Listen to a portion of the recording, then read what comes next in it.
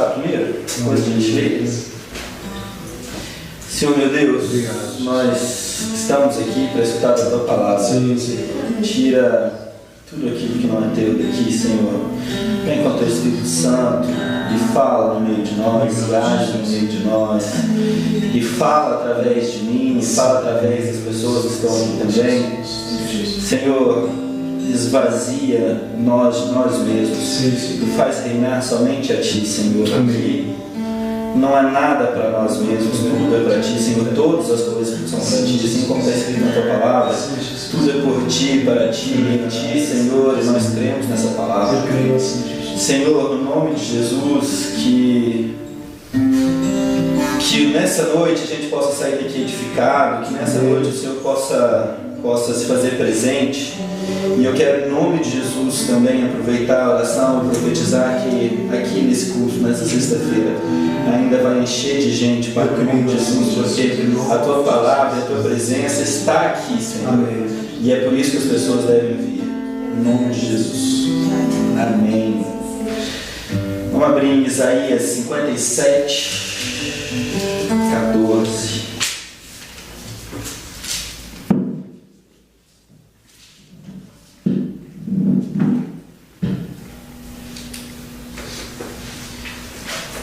Eu não sei porquê, eu não sei para que Deus faz isso, mas eu já conheço outras histórias de gente que prega para pastor. Vamos assim. Pronto? Vamos lá, né? 57, 14. Aterrem, preparem o caminho, tirem os obstáculos do caminho do meu povo, pois assim diz o alto e sublime que vive para sempre e cujo nome é santo.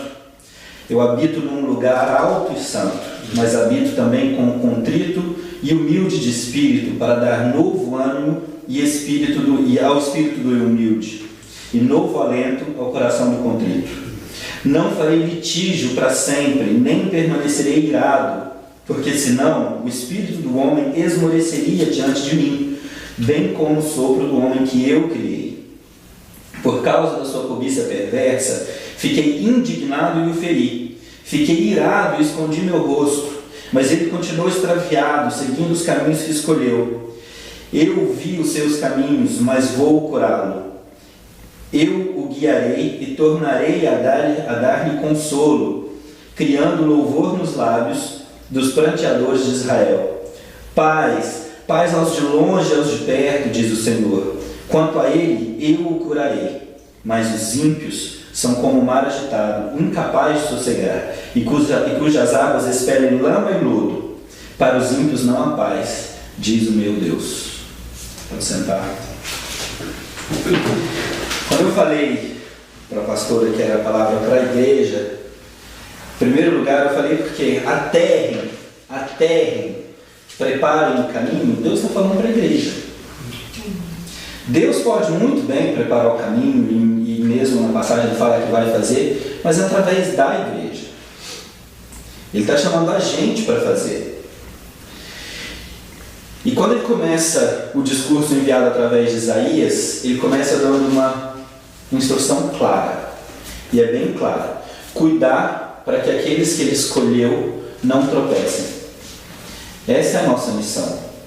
Não é ficar aqui fazendo mais uma reunião, né? Isso aqui é para fortalecer a gente, é para fortalecer eles quando eles chegarem, quando eles chegam, porque eles estão chegando, de pouquinho em pouquinho eles estão chegando, mas é para cuidar que eles não tropecem. E a obra de Deus, quando ele, eu acredito assim, eu acredito vocês também, que a obra de Deus aqui na Terra é sempre assim: ele dá uma instrução clara, precisa, e quem tem ouvido para escutar, ouve. Ele fala para todo mundo, mas nem todo mundo ouve. Mesmo dentro da igreja, nem todo mundo ouve. Alguns são mais sensíveis que outros, né? E outra coisa, ela não deixa confusão. Eu aprendi em alguns poucos anos de crente que quando Deus fala, Deus não é Deus de confusão. Deus é Deus de paz, né? Deus é Deus de instrução direta e não de Deus de gente errante. Deus não gosta de gente que anda em círculo, que fica com medo de ir além. Mas tem aqueles que, mesmo escutando, sabendo da instrução de Deus clara, precisa, eles preferem não dar ouvidos. Acho que todo mundo conhece gente assim, né? Que escuta a palavra de Deus, conhece a palavra de Deus, mas prefere tomar a decisão de não seguir. Mas Deus está falando para todo mundo. Cabe a nós escolher qual lugar a gente quer estar. Daqueles que não escutam ou daqueles que escutam e não seguem. Eu acho que a gente prefere estar do lado daqueles que escutam e seguem. Eu gosto muito do exemplo de vocês dois que escutaram e seguiram. É um exemplo que eu vou levar para a minha vida inteira, porque eu não sei se eu teria coragem de vocês. Eu acho que eu sou muito fincado aqui para fazer o que vocês fizeram, indo e voltando. Mas quando Deus fala e Ele repete, e Ele fica repetindo as coisas, ele repete o tempo todo, né? Quando ele fala sobre eu vi os caminhos, mas vou curá-lo, no versículo 18, eu guiarei, tornarei a dar consolo, criando louvor nos lábios, eu imagino que isso aqui fala de Jesus, porque a única forma que Deus teria na época de Isaías de curar o caminho do povo era Jesus, era enviando Jesus, que é a luz, que é o caminho, né? Ele mesmo depois diz, eu sou o caminho. Então acho que desde aqui Deus está falando. E depois, abra aí comigo, gente, em João 21, versículo 15. Esse aqui eu quero ler junto com vocês.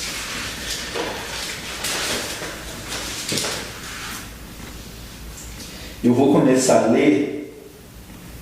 Olha só. Michel, ele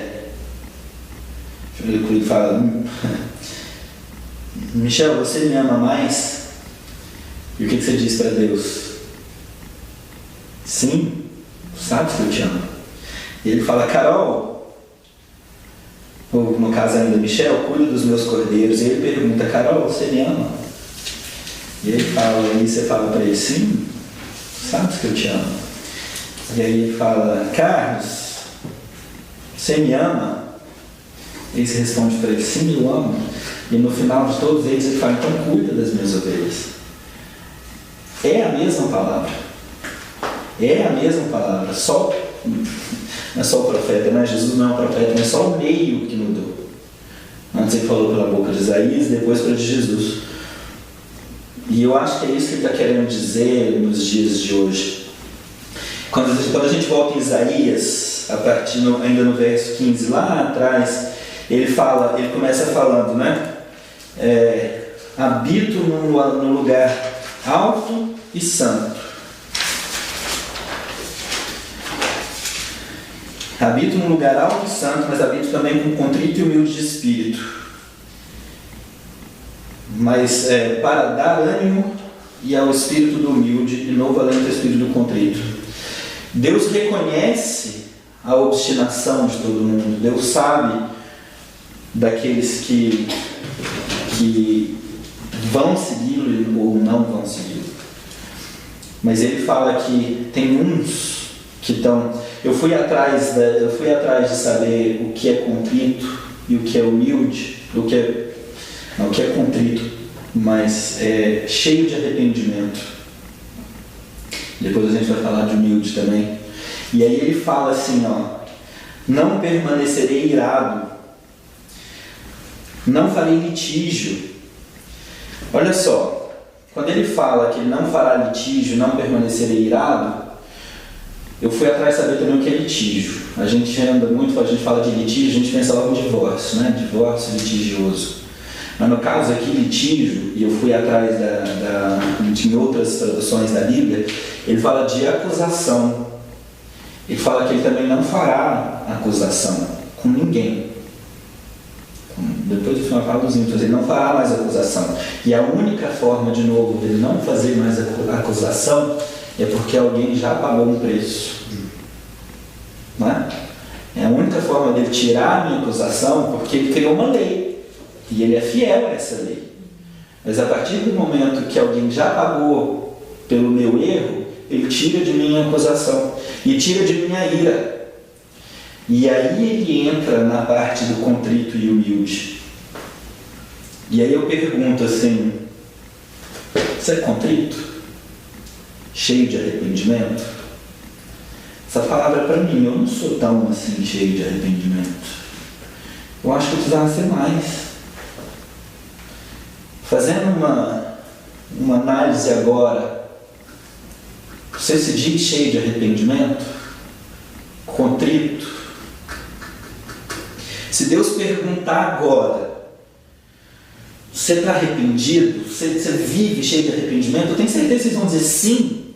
Mas aí eu me coloco no lugar de Deus, quando eu pergunto para o João, meu filho, eu pergunto para ele: sim, você está arrependido, eu recebo o seu pedido de perdão, mas por que mesmo você está pedindo perdão? Por que você está pedindo perdão? Hein, João? Por que você está pedindo perdão? Por quê? Por que eu peço perdão todo dia? Qual é o pecado? Qual é o meu pecado que eu devo pedir perdão e ser contrito, cheio de arrependimento? E aí eu buscando essa palavra, eu falei: meu Deus do céu, como é que eu faço? Que eu não sei o pecado que eu mesmo fiz, eu acabei de pecar. Se perguntar se eu pequei há 1 hora, provavelmente sim, eu não lembro. Péssimo. Aí eu perguntei: Senhor, como é que faz? Ele veio na mesma hora na minha cabeça, Salmo 19, quando ele fala: quem pode discernir os próprios erros? Absolve-me dos que desconheço, também guarda o teu servo dos pecados intencionais e que eles não me dominem. Os pecados intencionais, até esses eu esqueço. Até esses eu esqueço. Então, se ele me guardar, continua no Salmo, então eu serei íntegro, inocente de grande transgressão. Que as palavras da minha boca e a meditação do meu coração sejam agradáveis a ti, Senhor, minha rocha e meu resgatador. Se não for Deus para discernir os meus erros e para me mostrar, se não for o Espírito Santo para trazer para mim, me mostrar para Pedro: olha só, você errou aqui. Não tem como eu me arrepender. É impossível me arrepender, porque eu não sei nem exatamente aquilo que eu mesmo faço. Mas glória a Deus, eu posso contar com o Espírito Santo, né? Nós podemos contar com o Espírito Santo. Glória a Deus, que nos ajuda na nossa fraqueza, porque a gente não sabe nem orar, mas o Espírito intercede por nós com gemidos inexprimíveis. Glória a Deus por esse Espírito Santo. Amém. E aí entra numa parte que é complicada. Agora a gente já sabe que a gente não é melhor que ninguém, nem melhor que nada. A gente sabe que a gente está no mesmo nível de todo mundo. A gente deve preparar um caminho para quem mesmo? Para os outros? Para nós? Essa é a grande mágica dessa história, eu acho. Porque ao mesmo tempo, pastor Carlos, ao mesmo tempo que eu posso chegar e vou chegar muitas vezes na minha vida para ser exortado, como eu já fui pelo meu amigo pastor Michel, liguei para ele e falei assim: pastor, liguei não, a gente estava aqui, eu acho, está acontecendo isso. Não, foi pelo telefone. Está acontecendo uns negócios aqui, na verdade, eu acho que eu sei que eu estou com inveja. E ele falou assim: Pedrão, você está com inveja? Precisa orar para isso passar, porque seria inveja. Glória a Deus que passou, né? Mas ao mesmo tempo que isso aconteceu com o meu pastor, pode ser que um dia ele ligue e seja eu falando para ele. Por que não? E essa é uma grande força, eu acho que de uma geração que está chegando. A gente vai falar disso daqui um pouquinho. Mas em todo caso, Deus fala sobre humildade depois. Quando ele fala que ele mora, que ele habita como contrito e humilde de espírito. E essa é a humildade que eu acho que Tem uma outra chavinha aí. Tem a chave do perdão, que a gente precisa falar de perdão. Hoje a gente não vai falar de perdão, mas a gente precisa falar muito de perdão. Mas eu acho que na humildade tem uma outra chave, ou então uma partezinha assim da chave. Porque eu vejo que a igreja hoje está vivendo uma falsa humildade, uma falsa modéstia. Ninguém tem parado para pensar o que é realmente humildade. E esse eu vejo que é um problema, porque confundir falsa modéstia com humildade é um erro enorme. A falsa modéstia faz a gente esconder a força que a gente tem. Cada um tem uma força, cada um tem um dom, cada um tem um savoir-faire, cada um tem alguma coisa de bom dentro dele que Deus colocou. E aí as pessoas confundindo com falsa modéstia diz que você não pode falar daquilo, diz que você não pode se expressar naquilo. As pessoas, com a desculpa da falsa modéstia, dizem que você não pode usar desse dom livremente e abertamente. A humildade não tem nada a ver com dizer que eu não sou bom naquilo que eu sou. A humildade tem em reconhecer exatamente aquilo que eu sou bom, mas aquilo que eu sou ruim. Jesus, a gente fala muito que Jesus era exemplo de humildade, mas em nenhum momento a gente viu Jesus se escondendo atrás de falsa modéstia. Jesus sabia muito bem quem ele era e qual era a missão dele. E eu acho que isso tem sido um problema. Porque quando a gente reconhece cada um reconhece a sua força e a sua fraqueza, o orgulho acaba. Porque quando a gente começa a falar de falsa modéstia e humildade, a gente automaticamente, o outro lado, a outra ponta do mesmo caminho, da mesma linha, é o orgulho. E isso também impede a igreja de ir além, de fazer a obra. A falsa modéstia, gente, leva ao orgulho. Como que a falsa modéstia leva ao orgulho? Se a gente sabe que a gente é humilde, se a gente é humilde, a gente sabe reconhecer quando o nosso ministério começa ou acaba e quando do outro começa. Né? Assim, se um é evangelista, ele vai lá e ganha aquela pessoa para Jesus. Aí vem um outro, tem mais aquele espírito de cuidador, vem lá e pastoreia aquela pessoa, e cuida dela, e arranca os carrapichos dela. Se tem um outro que tem um dom de ensino, vem para ensinar a palavra para aquela pessoa, para dar base na fé dela. E isso é igreja. O Espírito Santo, que estava todo em Jesus, quando ele desceu em Pentecostes, ele não desceu para ele desceu para a igreja. Eu sozinho tenho uma parte do Espírito Santo, mas ele está mais completo, se é que isso existe, quando eu estou com você, quando eu estou com vocês. E a falsa modéstia leva ao orgulho como? Como é que faz? Como é que isso acontece? Se o jovem não dá espaço para o velho, ou se o experiente não dá espaço para o novato, né? Como é que faz isso? Como é que a gente faz? Então a gente acaba não dando espaço para o Espírito Santo que está dentro do outro também, achando que nós somos melhores. Já pararam para pensar nisso? Que quando a gente bloqueia essa parte, a gente bloqueia um outro de brilhar, de aparecer, de fazer a obra, a gente está impedindo o Espírito Santo de agir através daquela pessoa. E muitas vezes a gente impede a pessoa de agir porque a gente acha que a pessoa está em pecado, que a gente conhece um defeito dela, impedindo que Deus trabalhe no caráter daquela pessoa justamente na obra que Ele está fazendo nela. Não, melhor você orar primeiro, melhor você se preparar. Não, se ela tem o dom, tá, eu conto com vocês, pastores, de escutar a voz de Deus para deixar o espaço acontecer, para deixar as pessoas brilharem também dentro da igreja. E, sinceramente, vou dar louvor a Deus, mas obrigado por vocês se renderem disponíveis, se darem disponíveis para Deus, porque uma das coisas maravilhosas dessa igreja, e eu agradeci muito por essa igreja no fim do ano, foi que vocês dividiram um pouco. Eu acho isso lindo. Eu acho isso lindo. Eu gosto de estar aqui onde eu estou agora também.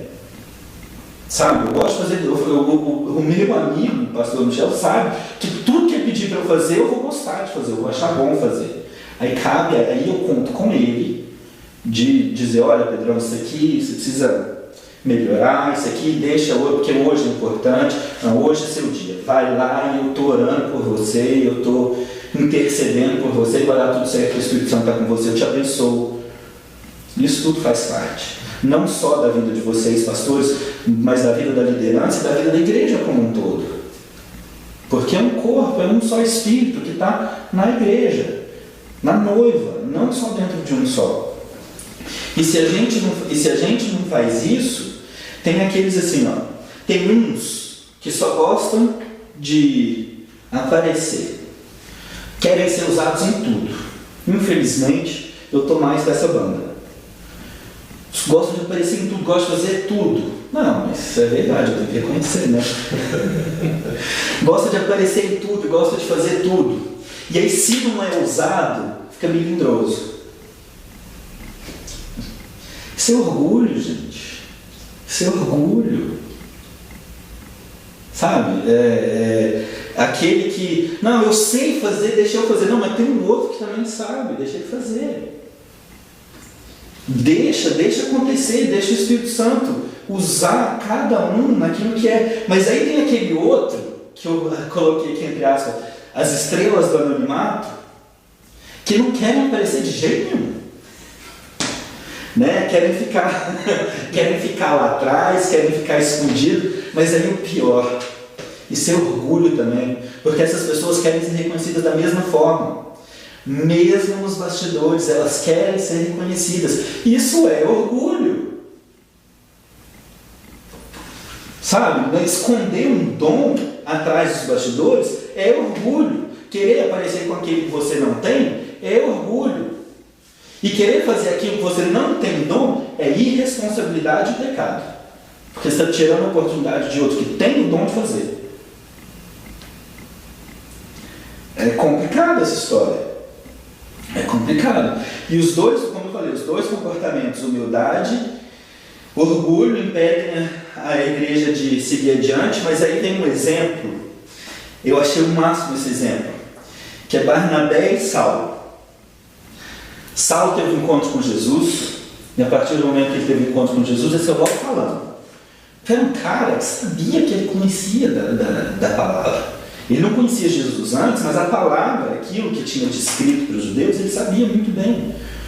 E ele enxergou Jesus, como eu acabei de enxergar aqui Jesus em Isaías, Paulo enxergou isso, depois do encontro com Jesus na estrada.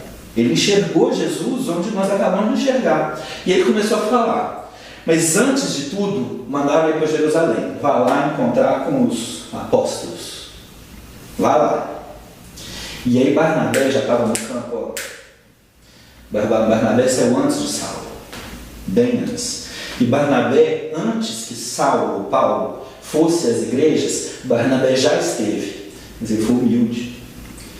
Chegou um momento em que ele estava em Antioquia, que ele virou e falou assim, peraí, eu sozinho não consigo, mas tem um cara ali, que eu sei que o cara é bom, deixa eu lá buscar ele para me ajudar.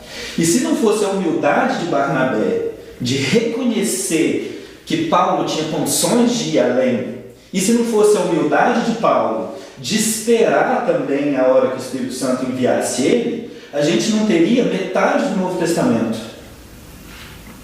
Dois exemplos de humildade em dois extremos. Um que soube buscar ajuda e um que soube ajudar na hora e no jeito certo. Muito usados pelo Espírito Santo. Eu acho que dois tipos de ministério que devem fazer parte da igreja agora. Um que vai, que é o cavalo da história, né? Que vai, que faz e que acontece, que está sendo guiado pelo Espírito Santo. Mas um outro está preparando a carroça aqui atrás para sair.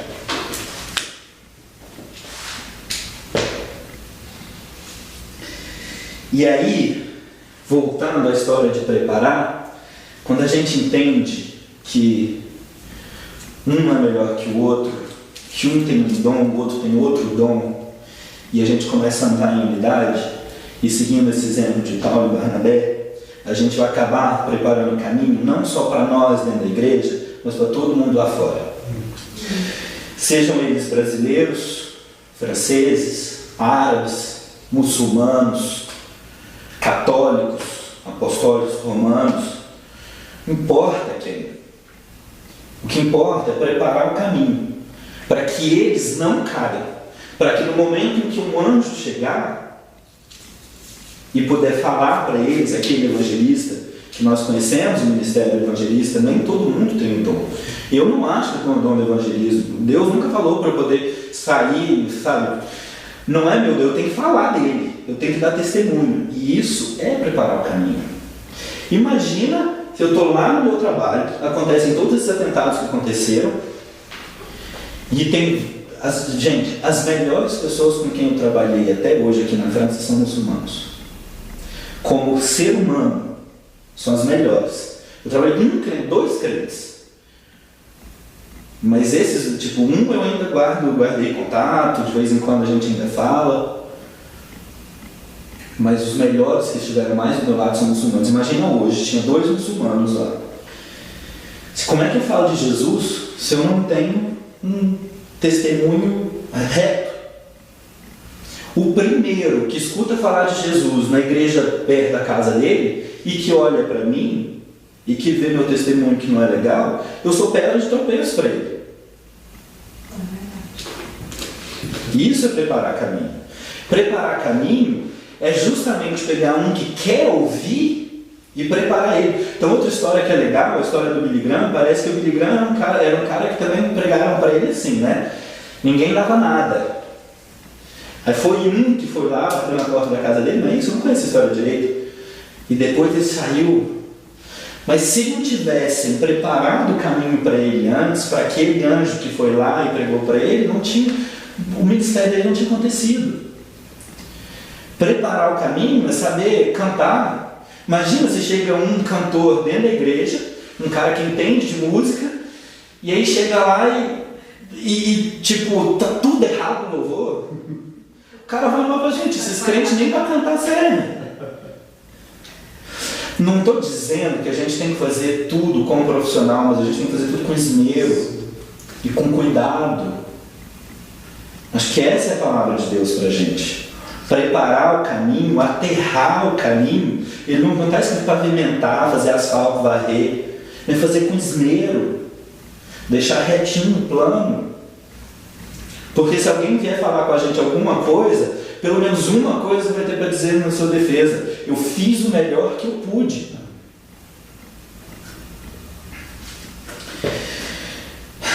Bom, mais para frente ainda, os dois, Paulo e Barnabé, eles andaram juntos. E mais para frente eles se separaram. E também, às vezes, faz parte da vida da igreja, faz parte da gente se separar. E nós vivemos isso não há muito tempo atrás.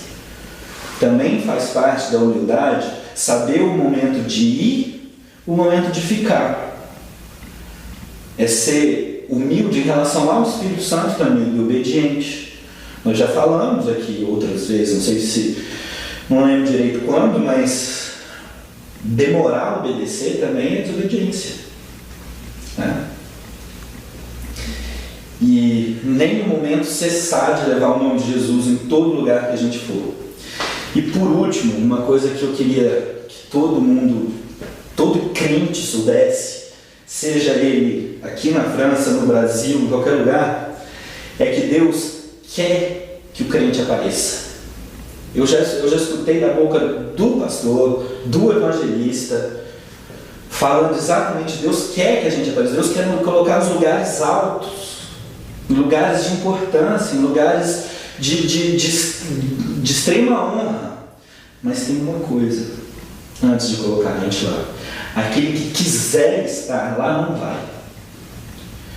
Porque quem quer estar lá está buscando aquilo antes de buscar o reino de Deus. E não foi essa a palavra aqui da abertura? Buscar antes o reino de Deus.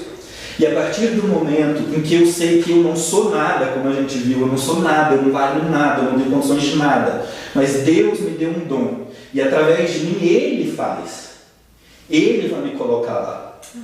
Porque Ele sabe que no momento em que Ele me colocar lá, eu sei da minha força e eu sei da minha fraqueza. E a minha força é Deus. Né? E aí ele me coloca lá, e ele sabe que aquele momento que ele me colocar, eu vou dar um louvor para ele. Mas quanta gente, e aí o cuidado, quanta gente que foi humilde num momento não caiu depois. Deus usou, Deus colocou no lugar alto, a pessoa pediu, olha gente, nós somos humanos, todo mundo quer estar num lugar confortável, num lugar de honra, todo mundo quer ver, todo mundo quer ser visto. Isso não é problema, sabe? O problema é a falta de humildade, é não reconhecer que a nossa força está em Deus e que nós só somos fracos.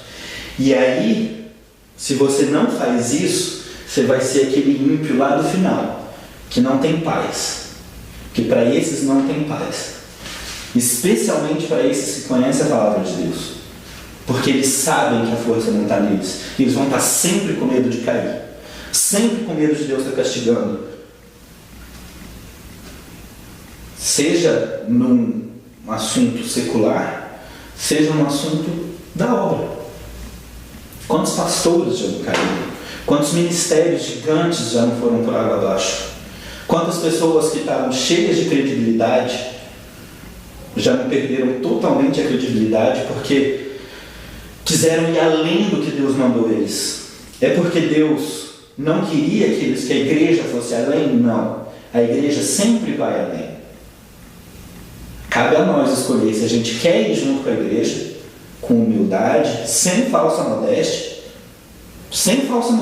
mas com humildade, ou se a gente quer ficar dentro do nosso mundo, fechado, numa bolha, dizendo que eu sou nada. Né? Mas enfim, a palavra era só essa, que eu pedi para Deus que ele não batesse muito em mim, porque essa palavra foi para mim também, foi mais para mim que para qualquer outra pessoa, eu acho, para que eu soubesse, para que eu aprendesse a obedecer, para que eu aprendesse que tem hora de ser usado, tem hora de não ser usado, para que eu não ficasse com medo de colocar na frente aqueles dons que Deus já me deu, mas também não ficasse preocupado em deixar o outro aparecer mais que eu. Como eu falei aqui, acabei confessando que eu tive inveja. Não foi aqui na igreja não, tá gente? Para quem estiver escutando, não foi aqui, foi no trabalho. Mas sim, deixar o outro brilhar, deixar o outro seguir o ministério dele e confiar que Deus está melhor dele para mim. E muitas vezes o melhor de Deus para mim não é o meu melhor para mim. Porque o meu melhor para mim pode me tirar a salvação aqui na terra, né? O meu melhor para mim pode custar a minha vida. E se Deus conhece meu coração melhor que foi Ele que me fez, eu tenho que confiar.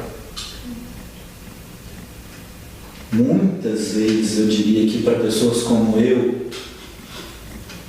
a maioria das vezes o meu melhor para mim me leva para o buraco. E se essa é uma palavra para a igreja, eu acho que a igreja deve, se eu fosse resumir tudo que a gente falou, mais humildade, menos falsa modéstia, mais Deus, menos nós mesmos, mais do melhor de Deus, mais confiança, mais fé. Porque não confiar é falta de fé também. Amém? Vamos orar? Senhor meu Deus, como a gente falou aqui, mais humildade, Pai, mais confiança naquilo que o Senhor tem para nós e menos confiança em nós mesmos, Pai. Que nós tenhamos a ousadia de ir além, porque nós sabemos que o Senhor é o nosso provedor de tudo. Não só o provedor aqui na terra, mas o provedor também no reino espiritual. Que o Senhor entrega dons, o Senhor entrega missões, que o Senhor entrega planos e a gente só deve obedecer. Pode nos reduzir a quase a nada, Senhor, porque nós não somos nada, mas contigo, com a ajuda de Jesus, com Jesus ao nosso lado, nós somos tudo e maioria em qualquer lugar que a gente for. Que essa igreja, Senhor, e que toda a igreja em todo o mundo saiba disso, para que nós possamos povoar o Teu reino e para que ao dia que o Senhor Jesus chegar aqui, e a gente sabe que Ele está chegando, a gente possa reconhecer a voz do Mestre, porque afinal de contas a gente vai ter escutado ela muitas vezes antes. E que essa seja a nossa oração, Senhor. Mais humildade, mais ousadia para usar os nossos dons, menos de nós mesmos, e que tudo seja feito em Ti, Pai, no nome de Jesus. Amém.